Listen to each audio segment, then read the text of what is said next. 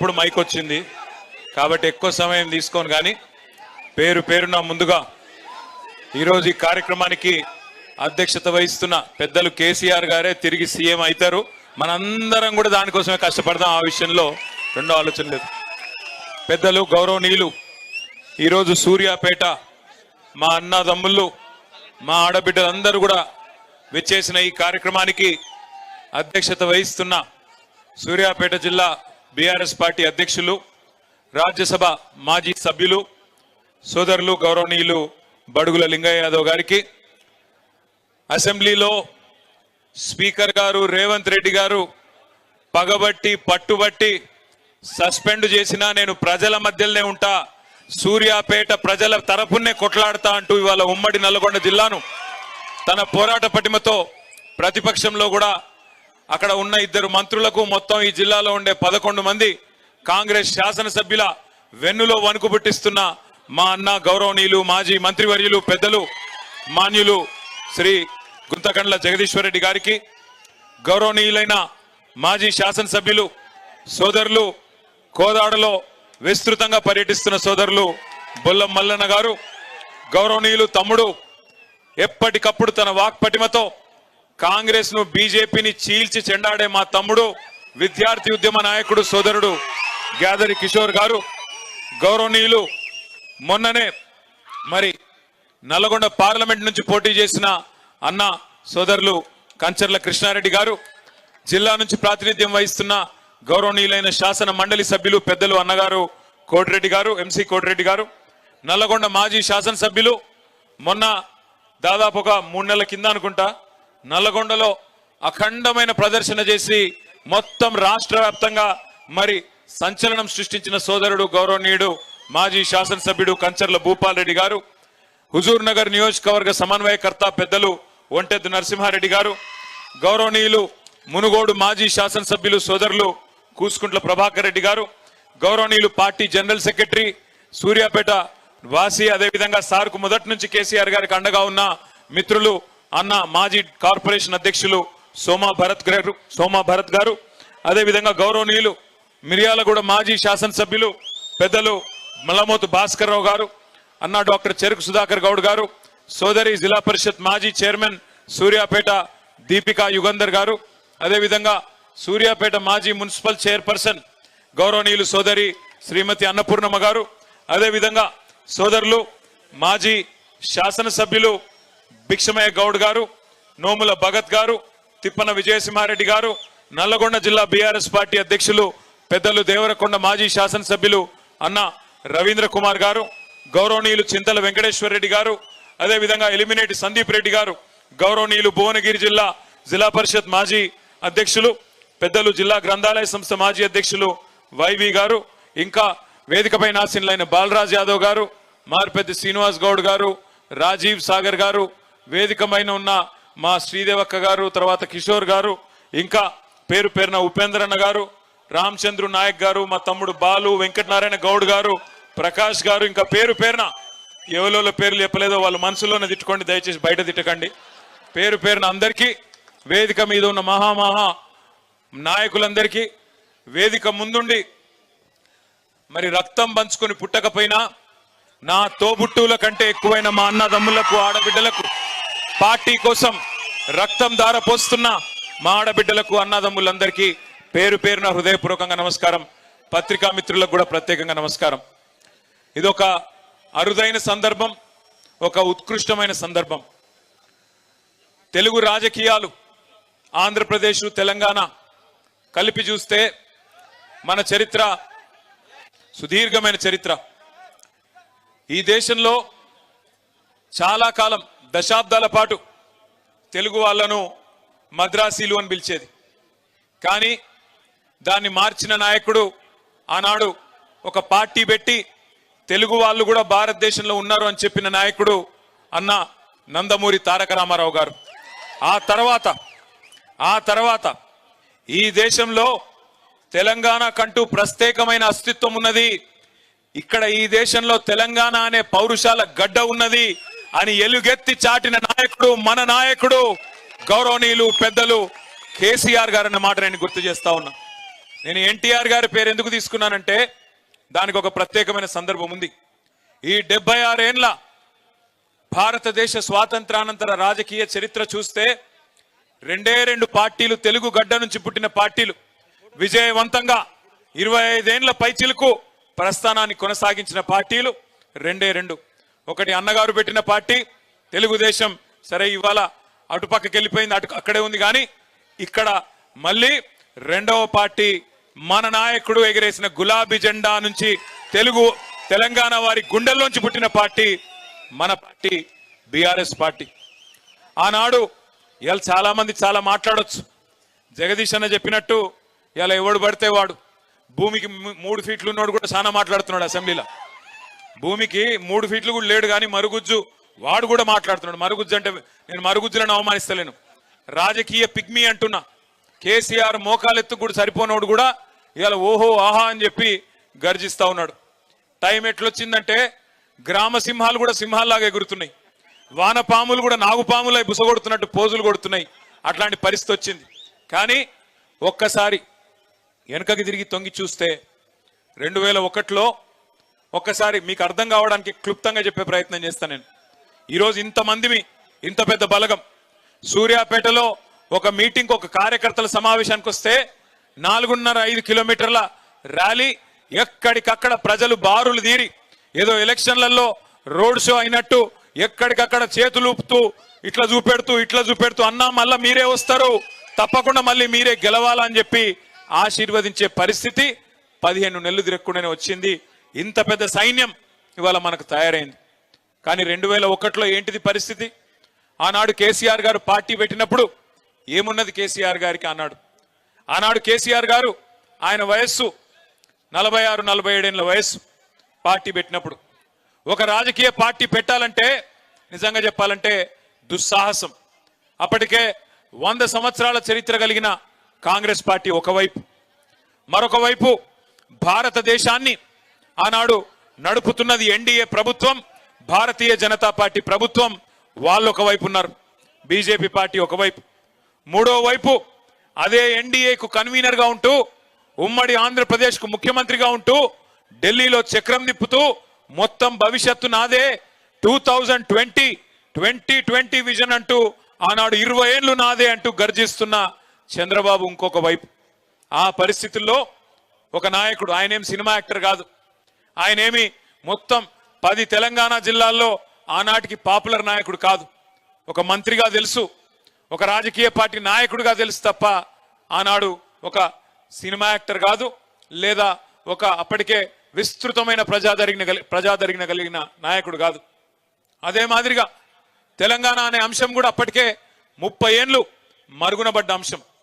1971లో ఎప్పుడైతే తెలంగాణ ప్రజా సమితి అనే పార్టీ మీద 14కి గాను 11 పార్లమెంట్ సీట్లు గెలిచి మళ్ళీ కాంగ్రెస్ లో కలిసిపోయినారో ఆ తర్వాత ప్రజల్లో నమ్మకం చచ్చిపోయిన పరిస్థితి. తెలంగాణ సమాజమే మళ్ళీ తెలంగాణ వస్తది అంటే ఒక నమ్మకము లేని పరిస్థితుల్లో 2001లో గులాబీ జెండా ఎగిరేసి ఒక్కడుగా బయలుదేరి శూన్యం నుంచి సునామీ సృష్టించి తెలంగాణ సాధించిన మహానాయకుడు కేసీఆర్. ఇది ఏ రాజకీయ మరుగుజ్జు అవునన్నా కాదన్నా ఇవాళ మోకాలెత్తున్నోడు ఎగిరెగిరి పడ్డా, వానపాములు నాగుపాములై గుసగొట్టినట్టు యాక్టింగులు చేసినా, కేసీఆర్ ఆనవాళ్లు చెరిపేస్తామని ఎన్ని డైలాగులు కొట్టినా చరిత్ర చెరిపేయలేని సత్యమేంది అంటే కేసీఆర్ లేకపోతే, ఈ గులాబీ కండువానే లేకపోతే ఈ తెలంగాణ రాష్ట్రమే లేదు అనేది అక్షర సత్యం. ఇది ఎవరు అవునన్నా కాదన్నా వాస్తవం. కేసీఆర్ గారు ఎంబడి నడిచిన ప్రజలు ఆఫ్ కోర్స్ లక్షల సంఖ్యలో నడిచినారు, ప్రజా సంఘాలు కలిసి వచ్చినాయి, విద్యార్థులు బలిదానాలు చేసినారు. కానీ కేసీఆర్ నడుం బిగించి మొదటి అడుగు వేయపోతే ఆ తర్వాత 14 ఏళ్ల చరిత్రనే లేదు. కానీ ప్రారంభించినాడు ఏముండే? మనీ పవర్ లేదు, మజిల్ పవర్ లేదు, కులబలం లేదు, ధనబలం లేదు, చూపెట్టే మీడియా లేదు. ప్రతికూల శక్తులన్నీ తెలంగాణ వద్దని కోరుకునే శక్తులందరూ హైదరాబాద్ లోనే అడ్డాబెట్టి ఎట్లా నడుపుతావో చూస్తాం, తొక్కి పారేస్తాం నిన్ను అని ఒకవైపు హుంకరించడాలు, మకల ఉట్టింది పుబ్బల పోతది అని శాపనార్థాలు. ఈ రకమైన వాతావరణంలో ఒక్కడుగా బయలుదేరి ఆనాడు పెద్దలు జగదీశ్వర్ రెడ్డి గాంటి కొంతమంది మిత్రులు ఉమ్మడి నల్గొండ జిల్లా నుంచి కూడా ఆనాడు తనతో పాటు బయలుదేరి విజయసింహారెడ్డి గారు, ఇట్లా కొంతమంది మిత్రులు, భరత్ గారు, వీళ్ళు బయలుదేరి కొంతమంది ఆనాడు ఆయనతో పాటు ప్రయాణం ప్రారంభించినారు.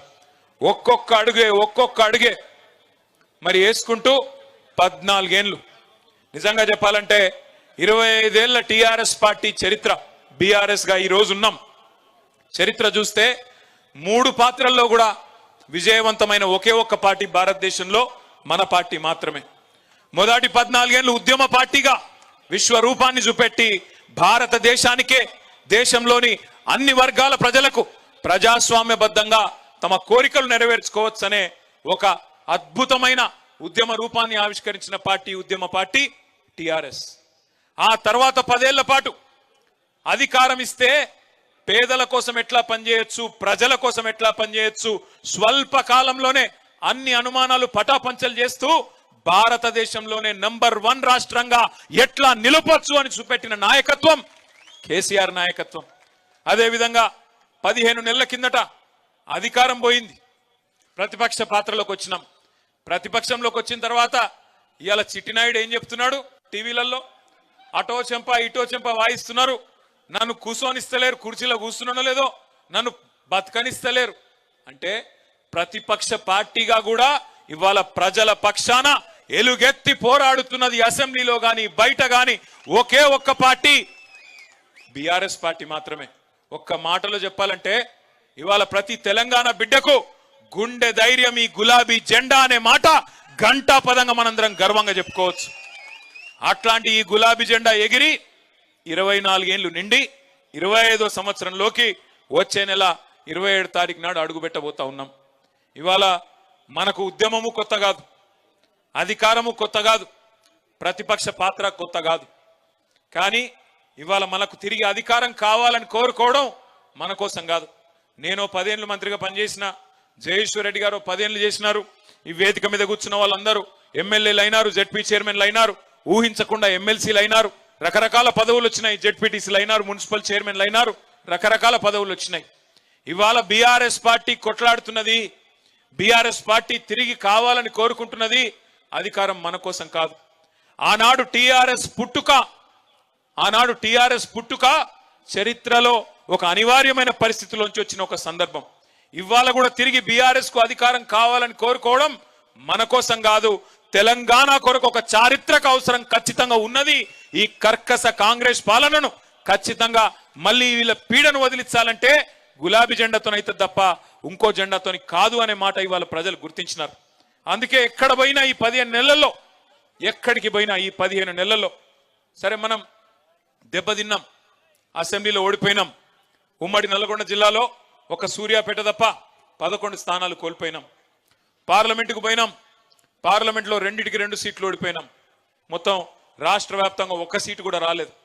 చాలా మంది అన్నారు అయిపోయింది, వీళ్ళ పని అయిపోయింది, ఇక ఉన్న ఎమ్మెల్యేలు వెళ్ళిపోతారు, ఎమ్మెల్సీలు వెళ్ళిపోతారు, అసలు పార్టీయే మూతపడుతుంది అనే మాట కూడా మాట్లాడినారు. కానీ ఒక ఫినిక్స్ పక్షి కదా, ఎట్లా లేసి మళ్ళీ ఆకాశాన్ని అందుకునే విధంగా అద్భుతంగా తన పోరాట పటిమతోని ముందుకు సాగుతుందో అదే విధంగా ఇవాళ కదం దొక్కి అటు కాంగ్రెస్ కు ఇటు బీజేపీకి కాలరాత్రులు చూపెడుతున్న మీ అందరికీ హృదయపూర్వకంగా తలలు వంచి శిరస్సు వంచి నేను నమస్కారం చేస్తా ఉన్నా. హైదరాబాద్ లో ఉన్న మేము ఒక్క పిలుపునిస్తే, ఒక్క నిరసన కార్యక్రమానికి పిలుపునిస్తే ఇవాళ క్షేత్రస్థాయిలో కేసులు పెట్టినా, ఎవడు బెదిరించినా, ఎవడు ఏమన్నా భయపడకుండా పోరాడుతున్న మీ అందరికీ హృదయపూర్వకంగా నేను మళ్ళొక్కసారి శిరస్సు వంచి నమస్కారం చేస్తా ఉన్నా. ఇది సామాన్యమైన విషయం కాదు మీరు చేస్తున్న పోరాటం. ఎందుకంటే మీరు చూస్తా ఉన్నారు ఒక వికృతమైన మనస్తత్వం కలిగిన ముఖ్యమంత్రి. నిజంగా నేను అనుకున్నా చిన్న వయసులో ముఖ్యమంత్రి అయిండు, అదృష్టం బాగుంది, మరి పర్సనాలిటీ పెంచుకుంటాడేమో అనుకున్నా. ఎవరు? రేవంత్ రెడ్డి. ఏ చిన్న వయసులో 53-54 ఏళ్ళకే జాక్ పాట్ తలిగింది, తాంతే గారెల బుట్టలు పడ్డట్టు పోయి ముఖ్యమంత్రి అయిండు. సరే ఆయన అదృష్టం బాగుంది, పర్సనాలిటీ పెంచుకుంటాడేమో అనుకున్నా. కానీ రేవంత్ రెడ్డి కథ ఎట్లుందంటే పర్సనాలిటీ పెంచుకున్నాడు మీద లేదు ఇంట్రెస్ట్, పర్సెంటేజ్లు పెంచుకున్నాడు మీదనే ఉంది ఆయన కథ అంతా. ఢిల్లీకి మూటలు పంపాలే, పదవి కాపాడుకోవాలి తప్ప వేరే ఫికరు లేదు. ఎన్ని మాటలు చెప్పిండ్రండి, ఎన్ని రకాల అబద్ధాలు చెప్పిండ్రు. మొన్న ఒక మిత్రుడు వచ్చినాడు, మీ నల్గొండ జిల్లా వాసే, బాగా రాస్తాడు, మంచి రైటర్, ఇక పేరెందుకులే కానీ ఆయన వచ్చి ఆయన ప్రభుత్వ ఉద్యోగంలో ఉన్నాడు. ఆయన వచ్చినాడు కొద్దిసేపు ఏదో ముచ్చట పెడుతున్నాం. నేను అడిగిన, అన్నా మరి ఏమైందే మీ నల్లగొండలో? కేసీఆర్ గారు చరిత్రలో ఎన్నడూ లేని విధంగా నల్లగొండని ఇంత బ్రహ్మాండంగా చేసిండు కదా. టైలెండ్ గ్రామాలకు నీళ్లు రాకపోతుండే, గోదావరి నీళ్లను కాళేశ్వరం ప్రాజెక్టు కట్టి తుంగతుర్తి ఇక్కడే ఉన్న సూర్యాపేట కోదాడలోని చివరి మడి దాకా నీళ్లు తీసుకొచ్చి 2.5 లక్షల ఎకరాలకు 2 పంటలకు నీళ్లు ఇచ్చిండు కదా, ఏమైంది అని అడిగిన. అట్లే ఒక్క మెడికల్ కాలేజీ లేని నల్లగొండ ఉమ్మడి జిల్లాకి 3 మెడికల్ కాలేజీలు ఇచ్చిండు కదన్నా, ఏమైంది అని అడిగిన. దామెరచెర్ల లాంటి అద్భుతమైన విద్యుత్ కేంద్రం కట్టిండు. మొత్తం తెలంగాణలోనే ఉన్న ఒకే ఒక్క అల్ట్రా మెగా పవర్ ప్రాజెక్టు ఒక టౌన్షిప్పే కట్టినాడు. మరి అంత పెద్దది కడితే మిర్యాల కూడా ఎందుకు పోయింది అని అడిగిన. ఆలేరులో భువనగిరిలో మరి ఆ ప్రసిద్ధ సుప్రసిద్ధ ధార్మిక క్షేత్రమైన యాదాద్రిని అంత అద్భుతంగా బహుశా మనం ఎవ్వరం కూడా కలగనని విధంగా అద్భుతంగా తీర్చిదిద్దిండు కదా, అదెందుకు పోయింది అని అడిగిన. ఆయన ఏం చెప్పిండో తెలుసా నాకు? అన్న ఏం లేదే, మీరేమనుకోనంటే క్లుప్తంగా రామాయణం కదా, కట్టే కొట్టే తెచ్చి అని చెప్తారు కదా 3 ముక్కల్లో, నేను కూడా అట్లే చెప్తా అన్నాడు. చెప్పు అన్న.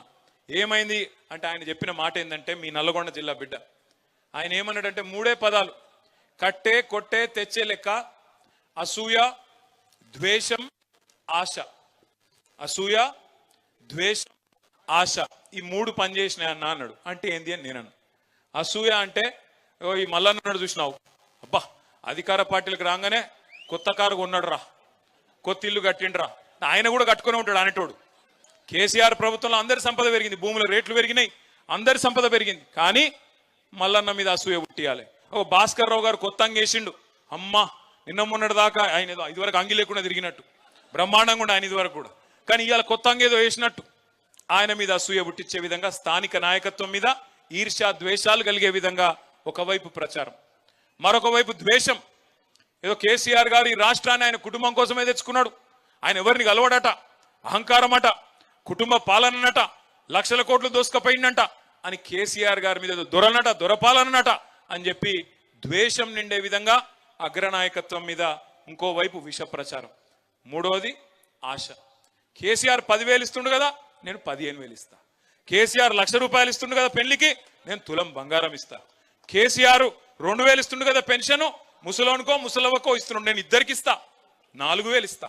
మా సోనియమ్మ చెప్పింది వచ్చే నెల నుంచే ఇస్తా అని ఏతుల వెంకటరెడ్డి, ఇంకా తర్వాత ఇక ఉన్నారు కదా కోతుల ఉత్తమ్ కుమార్ రెడ్డి, ఇటువంటి వాళ్ళు అందరు ఎక్కడోడు అక్కడ తలిగి మొత్తం ప్రజలని ఆశ పెట్టి, నీళ్లున్నాయి, కరెంట్ వచ్చింది, కడుపు నిండా అన్ని వచ్చినాయి, ఇక ఏడన్నా పోతాయా, అవి ఇంకేదో వస్తుందట మీదికెళ్ళి అని చెప్పి ఒక ఆశ పెట్టి.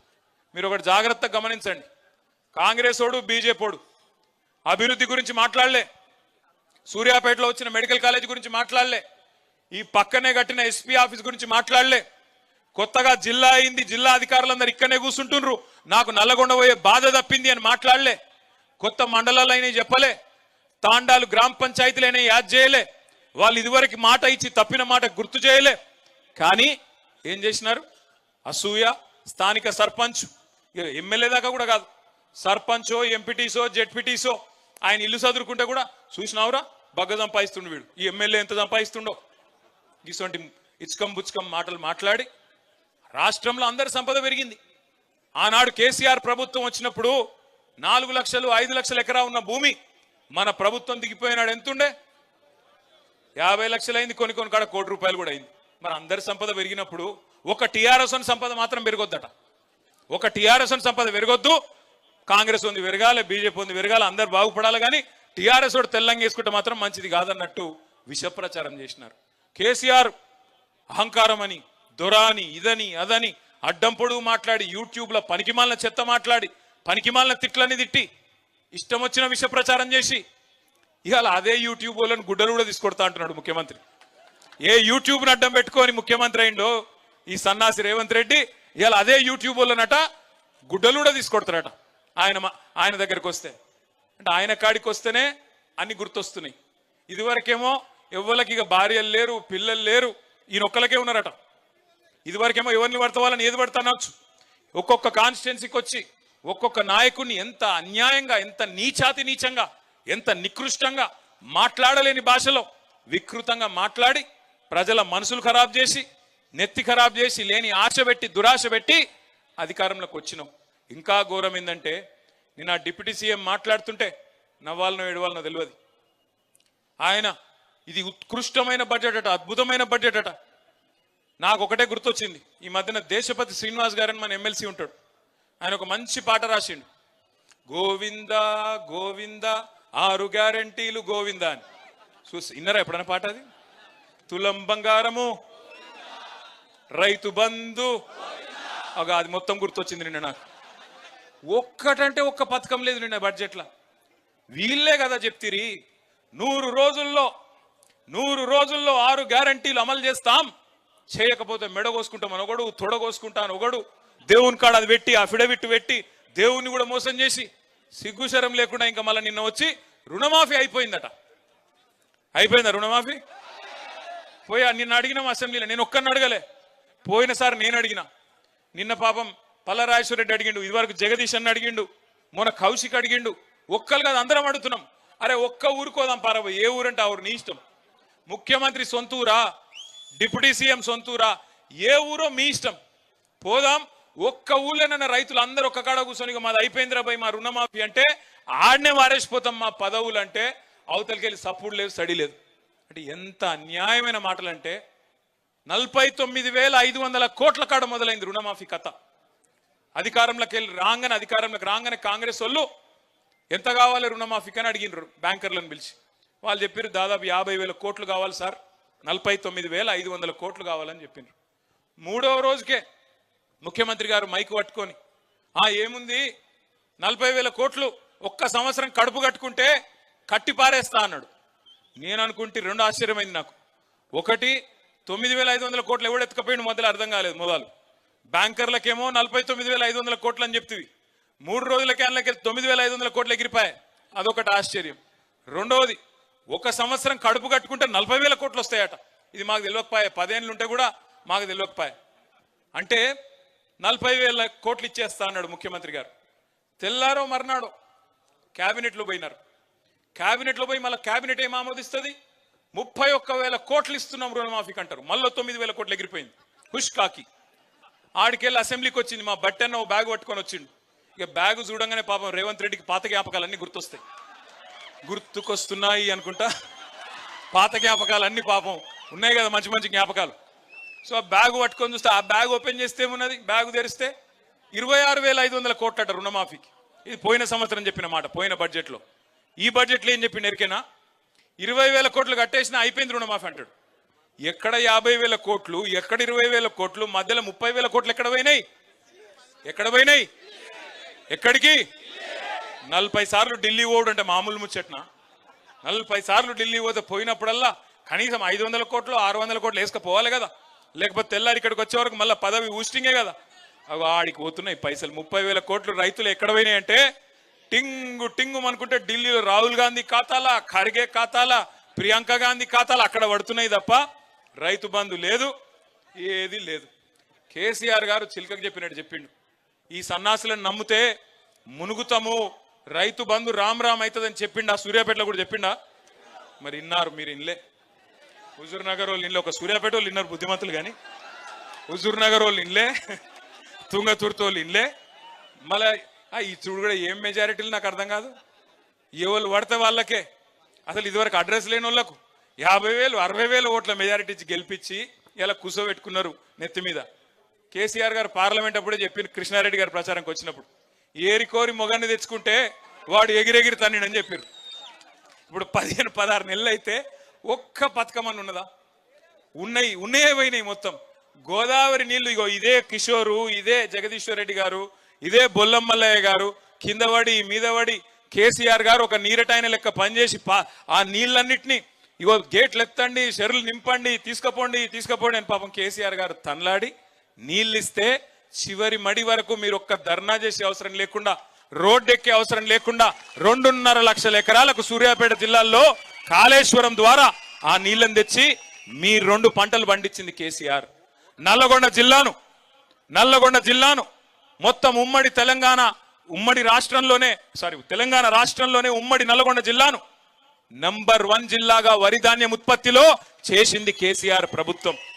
మరి అలా మీ సూర్యాపేట జిల్లాలో నీళ్ళ మంత్రి ఉన్నాడు, నీళ్లు ఉన్నాయా? మంత్రి అవుతున్నాడు, 6 ఫీట్లు ఉన్నాడు. మా జగదీశ్ అన్న 6 ఫీట్ల కంటే కొద్దిగా తక్కువనే ఉన్నాడు, కానీ నీళ్లు తెచ్చిండు. ఆయన మాత్రం ఆ సన్నాసి 6.5 ఫీట్లు ఏమున్నాడు, నీళ్లు మాత్రం లేవు. నీళ్ళ మంత్రి మళ్ళీ పేరుకు. ఏం చేయాలి? ఏం చేస్తున్నారు తెలుసా మీ నల్లగొండ మంత్రులు? ఒకడేమో SLBCలా 8 మంది ఇక్కపోతే ఆడపోయి చేపల కూర చేయించుకొని తింటుండు. ఆడ ఇంకా ఏమైంది ఆవిడ యాక్సిడెంట్ అంటే, ఏం లేదు ఇలా నీళ్లు వాటర్ కలిసినాయి అంటున్నాడు. అరే నీళ్లు వాటర్ కలిసిడు ఏంద్రాబాయ్, మాకెక్కడ తెలియదు ఇటువంటి కథ అంటే నీళ్లు వాటర్ కలిసినాయట. ఇక ఇట్లున్నారు మీ మంత్రులు. మీ ఒక ఆయననేమో నీళ్ళ మంత్రి, నీళ్లు లేవు. ఇంకొక ఆయనేమో నీళ్లు వాటర్. ఇంత గొప్పోలను ఎన్నుకున్న నల్లగొండ చైతన్యానికి హృదయపూర్వకంగా వందనం. నేను మిమ్మల్ని కోరేది ఒకటే, బాధపడేది ఏం లేదు. పోయింది అధికారమే, ప్రజల అభిమానం పోలేదు. ఇదే గులాబీ జెండా తిరిగి రావాలి, కేసీఆర్ ముఖ్యమంత్రి కావాలి అనే మాట ఇవాళ ప్రతి గుండెలోంచి వినబడతా ఉన్నది. ప్రతి గుండె చప్పుడు. మేమందరం తిరుగుతున్నాం. మన భాస్కర్ రావు గారు ఏదో సందర్భంలో కలిసినారు, చెప్తున్నారు, సార్ నిజంగా చెప్తా ఉన్నా, ఎక్కడ పోయినా ఎక్కడ తిరిగినా, అది నాగార్జున సాగర్ కావచ్చు, మిర్యాలగూడ కావచ్చు, పట్టి పట్టి చెప్తున్నారు సార్, ఆపాపి చెప్తున్నారు, ఈసారి మీరే అంటున్నారు. అనగానే మా జగదీశ్ అన్న నవ్వుతున్నాడు. ఈసారి మీరే అంటే పోయినసారి వేయలేదా మీరు అని అడుగు అని చెప్తున్నాడు. అట్లా ఈసారి మీరే అని పట్టి చెప్తా ఉన్నారు. ఎందుకు అంటే తెలిసిపోయింది, అర్థమైంది. నిజంగా కూడా మనకు మంచి జరిగింది, మనం బాధపడేదేం లేదు. ఎందుకంటే 10 ఏళ్ళు మననే చూసింది, తెలంగాణ వచ్చినాక ఇంకోళ్ళు కనబడలేదు. చూసి కొద్దిగా బోరు కొట్టినట్టుంది. అందుకే అప్పుడప్పుడు ఏంటంటే చీకటిని చూస్తేనే వెలుగు విలువ ఏందో అర్థమవుతుంది. చీకటిని చూస్తేనే వెలుగు విలువ అర్థమవుతుంది. అప్పుడప్పుడు గాడిదలను చూస్తేనే గుర్రాల విలువ కూడా ఏందో అర్థమవుతుంది. ఇవాళ అక్కడ ఉన్న కంచరగాడిదని చూసిన తర్వాత కేసీఆర్ ఏందో, బీఆర్ఎస్ ఏందో, ఎట్లా 10 ఏళ్ల పాటు అద్భుతంగా నడిపిండో అందరికీ అర్థమైంది. ఇవాళ మీరు ఒక్కటి దయచేసి గుర్తుపెట్టుకోండి, ఈ కాంగ్రెస్ వాళ్ళు కానీ బీజేపీ వాళ్ళు కానీ మనకేనాటికైనా శత్రువులే. ఇవాళ నీళ్ళు ఎందుకు వస్తలేవు? సామాన్యమైన ఒక మౌలిక ప్రశ్న, ఒక రైతు అడిగే ప్రశ్నకు సమాధానం ఉందా ఇళ్ళకాడ? ఎందుకు నీళ్ళు వస్తలేవు? కేసీఆర్ ఉన్నప్పుడు వచ్చినాయి, నువ్వు ఉన్నప్పుడు ఎందుకు వస్తలేవు అంటే సమాధానం చెప్పే సత్తా ఏ సన్నాసికి లేదు కాంగ్రెస్లో. ఒకడేమో మళ్ళీ కేసీఆర్ని తిడతాడు, నువ్వే తప్పు చేసిపోయినావు అంటాడు ఒకడు. మరి నేను కేసీఆర్ తప్పు చేస్తే ఆయన ఉన్నప్పుడు ఎట్లా వచ్చినాయి నీళ్ళు? ఒక మాట. రెండోది, ఇక్కడ బట్టి విక్రమార్క గారు వచ్చిపోయాను, ఇది కాళేశ్వరం నీళ్లు కాదు SRSP నీళ్లు అని చెప్పి అప్పట్లో జగదీష్ అన్నను కిషోర్ను వీళ్ళు ఇద్దరు కలిసి 1,00,000 జనార్చన అని చెప్పి మొత్తం కాలువల మీద కాళేశ్వరం నీళ్లకు ఒక మంచి కార్యక్రమం చేస్తే బట్టి విక్రమార్క వచ్చి తిట్టిపోయాడు, ఇది SRSP నీళ్లు కాళేశ్వరం నీళ్లు కాదన్నాడు. సరే ఇప్పుడు కాళేశ్వరం ఏదో కూలిపోయిందని లేనిది ఉన్నట్టు చూపెట్టే ప్రయత్నం చేస్తున్నారు. నేను బట్టిని అడుగుతున్నా, ఉత్తమనని అడుగుతున్నా, బట్టి అన్నను ఉత్తమనని ఇద్దరిని. మరి సరే అనుకుందాం, ఒక్క నిమిషానికి మీరు చెప్పింది నిజమే అనుకుందాం, కాళేశ్వరంలోకి వెళ్ళి నీళ్ళు వస్తలేవు అనుకో. మరి నువ్వు కట్టిన SRSP అయితే ఉంది కదా, ఇంకా మరి నీళ్ళు ఎందుకు వస్తలేవు? ఇప్పుడు కేసీఆర్ కట్టిన కాళేశ్వరంతోని తెలంగాణ ప్రభుత్వంలో అక్కడ కేసీఆర్ గారు ఉన్నప్పుడేమో నీళ్ళు వచ్చినాయి, మరి ఇప్పుడు మీ ప్రభుత్వం రాగానే ఎందుకు బంద్ అయినాయి అంటే సమాధానం లేదు. వాస్తవం ఏంది అంటే కేసీఆర్ గారి మీద గుడ్డి ద్వేషంతో, కేసీఆర్ ఆనవాళ్లను ప్రజలు మర్చిపోవాలనే ఒక గుడ్డి వ్యతిరేకతతో మేడిగడ్డలో ఒక్క పిల్లర్ మీద ఒక చిన్న పర్రె పడితే దాన్ని రిపేర్ చేయకుండా 15-16 నెలల నుంచి ఎండబెట్టి అక్కడి నుంచి నీళ్లు కిందికి ఆంధ్రాకు పోతున్నా ప్రేక్షక పాత్ర వహిస్తూ ఇవాళ మొత్తం లక్షలాది ఎకరాల్లో గోదావరి పరివాహక ప్రాంతంలో, మీ తుంగతుర్తిలో, మీ కోదాడలో, మీ సూర్యాపేటలో, పెన్పహాడ్లో పంటలు ఎండుతున్నాయంటే ఖచ్చితంగా ఇది కాలం తెచ్చిన కరువు కాదు, ఇది కాంగ్రెస్ తెచ్చిన కరువు. రేవంత్ రెడ్డి పాపం ఇవాళ రైతన్నకు శాపం అవుతున్నది. రేవంత్ రెడ్డికి కేసీఆర్ గారి మీద ఉన్న కోపం ఇవాళ రైతన్నకు శాపం అవుతున్నది, ఇంకోటి కాదు. ఇది గోదావరి. మరి కృష్ణలో ఏమైంది? పోయిన వానాకాలం మంచిగా నీళ్లు వర్షాలు పడ్డాయి, నీళ్లు నిండా ఉండే, శ్రీశైలంలో కానీ నాగార్జున సాగర్లో కానీ పైన జూరాల్లో కానీ నిండా ఉండే నీళ్లు. మరి అక్కడెందుకు ఇయ్యలేకపోతున్నారు? ఆనాడు టెయిల్ ఎండ్ దాకా ఇదే జగదీశ్వర్ రెడ్డి గారు, అదే భగత్, అదే భాస్కర్ రావు గారు, ఈ మొత్తం హుజూర్ నగర్ లో ఆనాడు మన సోదరులందరూ కలిసి టెయిల్ ఎండ్ గ్రామాలకు నీళ్ళు ఇయ్యలేదా? చివరి పంట దాకా, చివరి మడి దాకా తడి అందలేదా? మరి ఇవాళ ఎందుకు వస్తలేవు? ఒక్కటే కారణం, కృష్ణలో పోయినప్పుడు కేసీఆర్ గారు ఉన్నప్పుడు మనం 36% నీళ్లు వాడుకున్నాం. కానీ ఈ సన్నాసుల ప్రభుత్వం వచ్చినాక 24% నీళ్లను కూడా వాడుకునే తెలివి లేక కిందికి నీళ్లను వదిలేసి ఆంధ్ర నుంచి ఆంధ్రకెళ్ళి కిందికి సముద్రంలో వదిలిపెట్టిన సన్నాసి ప్రభుత్వం రేవంత్ రెడ్డి ప్రభుత్వం, కాంగ్రెస్ ప్రభుత్వం. నీళ్లు వాడుకునే తెలివి లేదు, నీటిని పొదుపు చేసుకునే తెలివి లేదు, భూగర్భ జలాలు పెంచి చెర్లను నింపి బ్రహ్మాండంగా కేసీఆర్ గారు ఏ పని అయితే చేసినరో ఆ తెలివి లేదు. కానీ డైలాగులు కొట్టే తెలివి ఉంది. ఏమంటాడు ఉత్తమ్ కుమార్ రెడ్డి? ఏమంటున్నాడు విన్నారా మీరు? నిన్నమొన్న ప్రాజెక్టుల కింద పంటలు ఎండుతున్నట ప్రభుత్వం బాధ్యతనట, కానీ బోర్ల కింద పంటలు ఎండితే మాత్రం ప్రభుత్వ బాధ్యత కాదట. బోర్లు ఎందుకు ఎండిపోతున్నాయండి? మీరు చెర్లు నింపితే బోర్లు ఎండిపోవునా? మరి చెర్లు నింపే తెలివి మీకు లేదా? ప్రాజెక్టులో నీళ్లున్నప్పుడు చెరులో నీళ్లు నింపుకోవాలనే తెలివి లేదా? ఇదే కేసీఆర్ గారు ఉన్నప్పుడు ఎర్రటి ఎండల్లో చెర్లు మత్తళ్ళు దుంకిన మాట వాస్తవం కాదా? కాదా? అవునా? అవునైతే మరి మీకెందుకు చేతనైతే లేదని అడగాల్సిన బాధ్యత మన మీదనే ఉన్నది. బీజేపీడు మాట్లాడాడు, బీజేపీడు ఒక్క మాట కూడా మాట్లాడాడు రేవంత్ రెడ్డికి వ్యతిరేకంగా. ఎందుకంటే మీకు తెలుసు, పైన బడాబాయ్ షోటాబాయ్, వాళ్ళు వీళ్ళు ఒకటే, బయటికేదో డామా తప్ప ఇద్దరు ఒకటే. వాళ్ళిద్దరు లక్ష్యం కూడా ఒకటే, తెలంగాణకు గొంతు ఉండొద్దు. ఎందుకంటే వాళ్ళకి తెలుసు ఈ గులాబీ జెండా తెలంగాణ ప్రజాపక్షం, వాళ్ళిద్దరూ ఢిల్లీ పక్షం. అందుకే వాళ్ళు ఏం కోరుకుంటారు? ప్రజాపక్షంగా ఉన్న పార్టీ ఉండొద్దు, ఇది పూర్వపక్షం అయిపోవాలి, మనమే ఉండాలి, మనం కొట్లాడుకోవాలని చెప్పి ఇలా బండి సంజయ్ గారు, కిషన్ రెడ్డి గారు రేవంత్ రెడ్డి మీద ఈగ వాలకుండా కాపాడుతూ, కంటికి రెప్పలాగా కాపాడుతూ, ఆయన ఎంత అవినీతి చేసినా, ఎన్ని వేల కోట్లు దోచుకున్నా, మనం ఆధారాలతో సహా సమర్పించినా వాళ్ళు మాత్రం చర్య తీసుకోవడం లేదు. ఇదంతా మీకు ఎందుకు చెప్తున్నా అంటే సమకాలీన రాజకీయాలు. నేను సూర్యాపేటకు వచ్చి చెప్పకూడదు నిజానికి, ఎందుకంటే మీరందరూ చైతన్యవంతులు. ఒకనాడు సాయుధ పోరాటంలో నిజాంనే ఉరికించిన గడ్డ చైతన్యానికి ప్రతీక అయినది ఉమ్మడి నల్లగొండ మీ సూర్యాపేట. మరి మనం ఇప్పుడు సందర్భం ఏంది? ఏప్రిల్ 27 మన పార్టీ 25వ ఏట అడుగు పెడుతున్న సందర్భం. అందుకే మీ జిల్లా కవి గారు హనుమంతు గారు రాసిన పాట, సుద్దాల హనుమంతు గారు, ఎట్లా బయలుదేరాల వరంగల్కి? బండెనుక బండి గట్టి ఒక్కొక్క గ్రామం నుంచి 16 బండ్లు గట్టి, ఎవరికి ఏ సాధనం దొరికితే ఆ సాధనంలో, ఎండ కొద్దిగా ఎక్కువ ఉంటుంది, ఎండను కూడా చూసుకొని వడదెబ్బ దాకకుండా మజ్జిగ ప్యాకెట్లు కూడా పెట్టుకొని మంచిగా బ్రహ్మాండంగా తయారై ఏ సాధనం దొరికితే ఆ సాధనం. ఇప్పుడే మల్లన్న చెప్తున్నాడు పక్కకెళ్ళి, అన్న మా దగ్గరికి వెళ్ళి కొంతమంది మరి పాదయాత్రకు వస్తారంటున్నాడు. అంటే నేను అన్న కొద్దిగా జాగ్రత్త, ఎందుకంటే ఎండాకాలము, ఆయనతో వడదెబ్బ దాకితే లేని ప్రమాదం వస్తుంది, జాగ్రత్త అన్న అని చెప్పిన. రకరకాల ఆలోచనలు ఉండొచ్చు. ఉద్యమ సందర్భంలో జయేశ్వర్ రెడ్డి గారు ఇంకా మిగతా మిత్రులు చాలా మంది సైకిళ్ల మీద వచ్చినారు వరంగల్కి, ఇంకా చాలా మంది చాలా రూపాల్లో వచ్చినారు, ఎడ్ల బండ్ల మీద, ట్రాక్టర్ల మీద. మళ్ళొక్కసారి కదం దొక్కాల్సిన సందర్భం. ఇటు కాంగ్రెస్ గుండెల్లో, అటు బీజేపీ గుండెల్లో రైళ్లు పరిగెత్తించాల్సిన సందర్భం ఏప్రిల్ 27 అనే మాట నేను మీకు గుర్తు చేస్తా ఉన్నా. ఖచ్చితంగా ఒక్కొక్కరం ఒక్కొక్క కథానాయకుడిలాగా మీ గ్రామాలలో, పట్టణంలోని మీ వార్డులలో కదం దొక్కుదాం. ఎక్కడి వాళ్ళం అక్కడ. ఒక్క సూర్యాపేట జిల్లా నుంచే మనకి, ఎందుకంటే పక్కనే మీకు వరంగల్ జిల్లా, సూర్యాపేట జిల్లా నుంచే కదం దొక్కి బయలుదేరుదాం, ముందుకు పోదాం.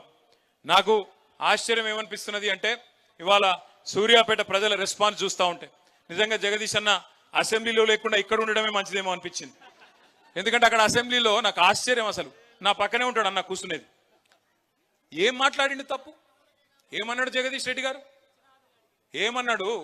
మీరు రైతులకు రుణమాఫీ చేసినారు అని అన్నాడు, మీరు రైతు బంధు ఇచ్చినారు అన్నాడు, మీరు 24 గంటల కరెంట్ ఇస్తున్నారు, మీరు తులం బంగారం ఇస్తున్నారు అని నిలదీసిండు. ఇక పని ఏం చేసిండు? ఏతుల వెంకటయ్య కథ చెప్పిండు. ఆ ఏతుల వెంకటయ్య కథ చెప్పే వరకు అక్కడ ఉన్న వెంకటయ్యలందరికీ పాపం బాగా ఇబ్బంది అనిపించింది. వెంకటయ్య కథ నువ్వే చెప్పు, నాకు రాదు. వెంకటయ్య 4 బర్రెల కథ చెప్పిండు. నాకు ఒక బర్రె ఉంటే, మా అత్తగారు లోటిస్తే, నేను కొంటే, అవి చచ్చిపోయింది, బతికితే అప్పుడు నేను ఇది చేస్తా, అది చేస్తా, నేను డైరీ కంపెనీ పెడతా అని చెప్పిండు వాడు. గట్లనే మీది కూడా ఉన్నదని చెప్పిండు. చెప్పే వరకు ఏమైంది, వాళ్ళకి బర్దాష్ కాలే. బర్దాష్ కాక ఒక స్పీకర్ గారిని, దళిత స్పీకర్ నువ్వు అవమానిస్తావా అని చెప్పి సస్పెండ్ చేశారు. ఎంత దారుణం అంటే నేను అడుగుతున్నానండి, స్పీకర్ పదవికి దళిత స్పీకరు, గిరిజన speaker, BC speaker, OC speaker అని ఉంటుంది. స్పీకరే. స్పీకర్ను మేము గౌరవిస్తున్నాం కాబట్టే ఏకగ్రీవంగా ప్రసాద్ కుమార్ గారు ఎన్నుకోవడంలో మనం కూడా పోటీ పెట్టకుండా సహకరించిన మా స్పీకర్ గారు అక్కడ కూర్చోవడానికి. అదేవిధంగా ఆ రోజు జగదీష్ రెడ్డి గారి మీద ఆగ్రహాన్ని వ్యక్తం చేస్తూ ఆయన సభను వాయిదా వేస్తే ఆయన ఛాంబర్లకు పోయినాం, స్పీకర్ గారి దగ్గరికి పోయి చెప్పినాం, సార్ కేసీఆర్ గారితో మాట్లాడినాం మేము, అవసరమైతే జయేశ్వర్ రెడ్డి గారు 10 ఏళ్లు మంత్రిగా పనిచేసిన పెద్ద మనిషి అయినప్పటికీ మీరు కనుక నొచ్చుకుంటే మీరు మైక్ ఇవ్వండి, వెంటనే విచారం వ్యక్తం చేస్తాం, మేము తప్పకుండా అవసరమైతే మీరు బాధపడేది, మేము తప్పు మాట్లాడలేదు, మిమ్మల్ని అవమానించలేదు, అయినా మీరు అని ఫీల్ అయితే మేము విచారం వ్యక్తం చేసి వెనక తీసుకుంటాం, మైక్ ఇవ్వండి అని చెప్పినాం. మైక్ ఇయ్యలే. దళిత స్పీకర్ను అవమానించినందుకు జగదీశ్వర్ రెడ్డి గారిని చేసినామని చెప్పారు బయటికి. నేను ఒక్కటి గుర్తు చేస్తున్నా, రాష్ట్రంలో 143 మున్సిపాలిటీలు ఉన్నాయి, కార్పొరేషన్లు ఉన్నాయి. జనరల్ సీట్లో ఎక్కడన్నా ఏ నాయకుడన్నా ఒక దళిత మహిళను 5 ఏళ్లు మున్సిపల్ చైర్మన్ గా ఉన్న పెట్టిన నాయకుడు ఎవరైనా ఉన్నారా? ఇగో మా అన్నపూర్ణమ్మ, ఒక దళిత బిడ్డ, ఆడబిడ్డ, ఆ అమ్మాయిని ఒక జనరల్ సీట్లో అక్కడ మున్సిపల్ చైర్మన్ చేసిన జగదీశ్వర్ రెడ్డి గారట దళిత వ్యతిరేకట. ఇంతకంటే హాస్యాస్పదమైంది ఇంకోటి ఉంటుందా? కూర్చో. ఆమెను దించడానికి ప్రయత్నం చేసిన వాళ్ళట మంచోళ్ళట, కానీ ఇవాళ జగదీష్ అన్న ఎవరైతే అక్కడ కూర్చోబెట్టిండో ఆయన అన్నట దళిత వ్యతిరేకట. ఇంకా ఘోరం ఏంటంటే, ఇంకా విచిత్రం, జగదీష్ అన్న ఏమన్నాడు? ఈ సభ మనందరిది అన్నాడు. నిన్న ఇంకో ఆయన మాట్లాడిండు, మజ్లిస్ ఆయన. ఏమన్నాడు ఆయన? ఇది గాంధీ భవన్ లెక్క నడుపుతున్నావు అన్నాడు. మనందరిది అన్న జగదీష్ అన్నమో ఎత్తవతల వారేసింది. గాంధీ భవన్ లెక్క నడుపుతున్నావు అన్నట్టు కొనుకమో గంటలు గంటలు మైకులు ఇచ్చి బాకాలు కొట్టించుకుంటున్నారు, డబ్బా కొట్టించుకుంటున్నారు. ఇంతకంటే సిగ్గుచేటు ఉంటుందా? ఇంకోటి దమ్ము లేదా? మజ్లిసుల మీద చర్య తీసుకునే దమ్ము లేదా? ఒక బీఆర్ఎస్ వాళ్ళని మాత్రమే చేసే పరిస్థితి ఉన్నది, కానీ మిగతా వాళ్ళని ఏమనే పరిస్థితి లేదా? దయచేసి నేను మిమ్మల్ని ఆలోచించమని కోరేది ఏంటంటే, ఇలా రాష్ట్ర శాసనసభలో ఒక విచిత్రమైన సన్నివేశం. బీజేపీ కలిసిపోయింది, సిపిఐ అటే ఉంది, మజ్లిస్ అటే ఉంది, కాంగ్రెస్ అంతా ఒక దిక్కే ఉన్నది. ఇవాళ పంచ పాండవుల మాదిరిగా ఆ కౌరవ సభలో 100 మందిని ఎదుర్కొంటున్నది కేసీఆర్ సైన్యం. ఈ గులాబీ దండు మాత్రమే తెలంగాణ ప్రజల ప్రయోజనాల కోసం గొంతెత్తుతున్నది. మళ్ళీ మనమే తప్ప వాళ్ళు కానే కాదన్న మాట నేను మీకు గుర్తు చేస్తా ఉన్నాను. అందుకే ఈ సంవత్సరం మనం మహాసభ జరుపుకోబోతున్నాం. వరంగల్లో సిల్వర్ జూబ్లీ ప్రారంభానికి సూచికగా లక్షలాది మందితో బహిరంగ సభ. కోదాడ నుంచి ఎంతమంది రావాలి, సూర్యాపేట నుంచి ఎంతమంది తరలి రావాలి, తుంగతుర్తి నుంచి ఎంతమంది రావాలి, హుజూర్ నగర్ నుంచి ఎంతమంది రావాలి, అవన్నీ మళ్ళీ మీ నాయకులు మీకు వివరంగా చెప్తారు.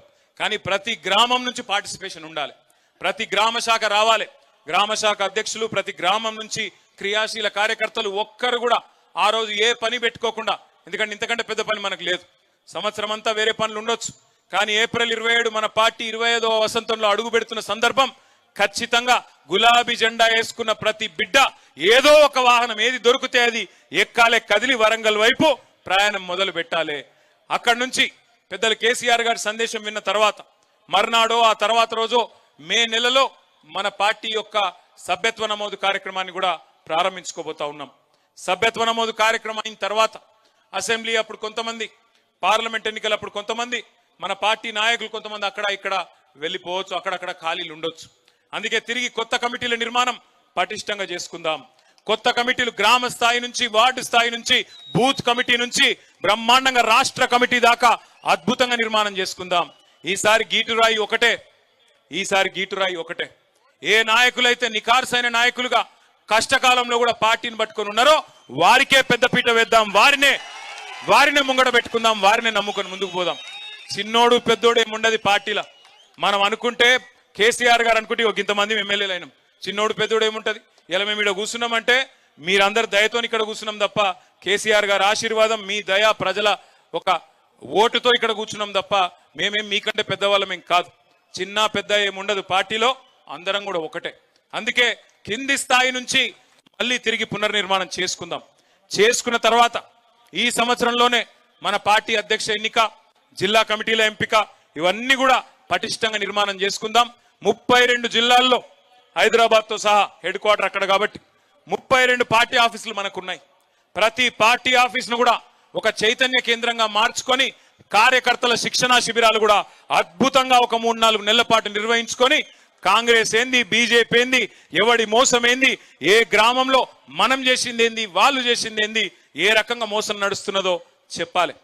మోసం అంటే గుర్తొచ్చింది, నేను బడ్జెట్ అయిపోయింది, బయటికి వస్తున్నా, పేరొద్దులే కానీ ఒక కాంగ్రెస్ సీనియర్ ఎమ్మెల్యే కలిసి నేనన్నా, ఏమన్నా 100 రోజులు అంటిరి, ఏమైనా 6 గ్యారంటీలు అన్నా.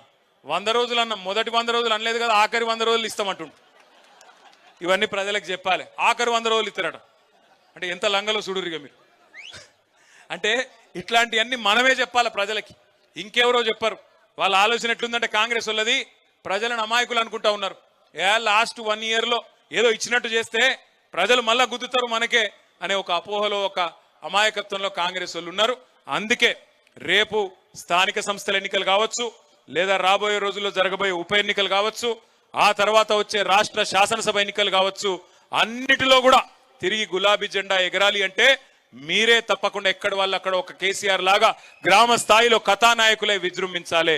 దానికి మొదటి అడుగు ఏప్రిల్ 27 నాడు చలో వరంగల్. మరి అందరం పోదామా వరంగల్కి? బండి వెనుక బండి గట్టి బయలుదేరదామా? మళ్ళీ ఒక్కసారి మీ అందరికి కూడా మళ్ళీ సూర్యాపేటకు వస్తా, మళ్ళీ మండలాల వారీగా కూడా కూర్చుందాం, శిక్షణా శిబిరాల్లో కూడా కలుసుకుందాం. ఈ సంవత్సరం అంతా కూడా పోరాట నామ సంవత్సరంగా ముందుకు పోదామని చెప్పి తెలియజేస్తూ జై తెలంగాణ.